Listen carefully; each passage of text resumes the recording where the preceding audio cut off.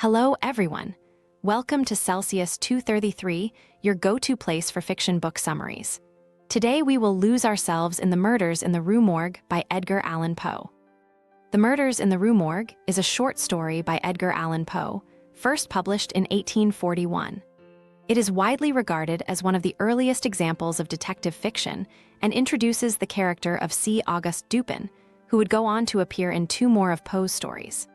The tale takes place in Paris, where Dupin uses his brilliant analytical mind to solve a gruesome double murder that has left the police baffled. Poe's exploration of reason, deduction, and the workings of the human mind laid the groundwork for the modern detective story, making this work a cornerstone of crime and mystery fiction. Plot summary. On a dark spring evening in Paris, the narrator recounts his unusual friendship with a man named Auguste Dupin. Dupin, a man of remarkable intelligence and a passion for analysis, has fallen into poverty but still manages to live comfortably with his sole indulgence: books. The narrator, captivated by Dupin's intellect, befriends him, and they soon begin living together in a dilapidated mansion. They spend their days in quiet seclusion, but when night falls, they wander through the streets of Paris, discussing various intellectual topics. Dupin has a rare ability to unravel complex mysteries by focusing on details that others would dismiss. His analytic mind finds delight in solving puzzles that appear unsolvable, a skill he demonstrates in a conversation where he astounds the narrator by accurately reading his thoughts. It is this ability that leads them to an extraordinary case that grips the entire city. One evening, Dupin and the narrator are drawn to an account in the local paper detailing a horrifying double murder. The victims are Madame L'Espanaye and her daughter, Mademoiselle Camille L'Espanaye. They were found dead in their home on the Rue Morgue, a crime so violent and grotesque that it leaves the Parisian police baffled. Madame L'Espanaye was found in the courtyard behind the house, her body mutilated, with her throat so savagely cut that her head had nearly separated from her body. Mademoiselle Camille, on the other hand, was discovered wedged headfirst up the chimney of their apartment, her body bearing signs of having been strangled. The house where the murders took place was found in complete disarray, with furniture overturned and valuables strewn about. There were no signs of forced entry, and the doors were locked from the inside. Witnesses report hearing terrifying screams and voices in strange, unrecognizable languages at the time of the murders. The police are stumped, unable to find any clues that lead to a reasonable explanation or suspect. Dupin, intrigued by the puzzle, decides to investigate the case on his own. He secures permission from the prefect of police to visit the crime scene. Accompanied by the narrator, Dupin meticulously examines every detail of the apartment, paying particular attention to aspects the police had overlooked. While others are puzzled by the chaos, Dupin's keen eye notices a few small but significant details: marks on the windows, a broken nail, and the unusual arrangement of furniture.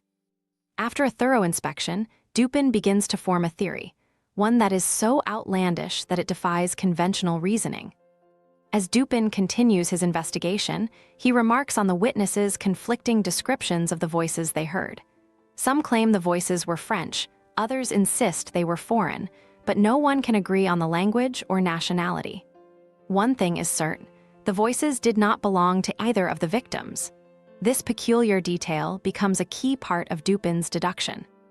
The next day, Dupin places a curious advertisement in the local paper, claiming to have found a lost orangutan. The ad is intended to draw out a particular individual who, Dupin believes, is connected to the murders. Soon enough, a sailor arrives at Dupin's apartment, seeking to retrieve the animal. The sailor, nervous and desperate, explains that the orangutan had escaped from his custody. Dupin presses him for more information, and the truth behind the gruesome crime begins to emerge. The sailor reveals that he had recently captured the orangutan while sailing in Borneo. One evening, the creature escaped from his apartment and, armed with a razor it had picked up, made its way into the Rue Morgue. The sailor, horrified and fearing for the safety of others, chased the animal, but before he could intervene, the orangutan had entered Madame L'Espanaye's home.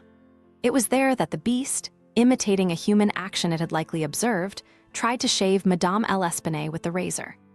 The situation escalated into violence, and in its primal frenzy, the orangutan killed both women. The brutal murders were, in fact, the result of an animal's uncontrolled violence, not a human's malice.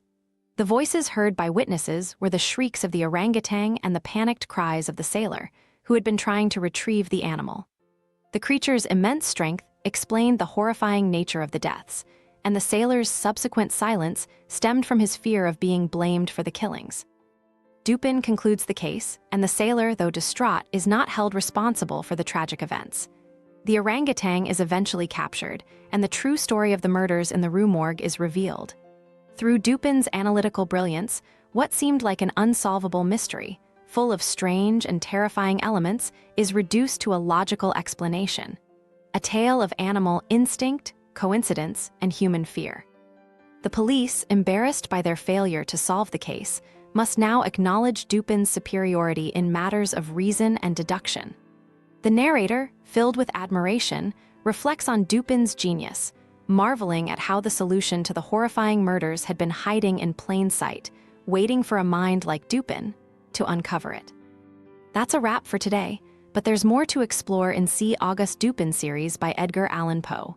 Check the description or Celsius 233 to keep the adventure going.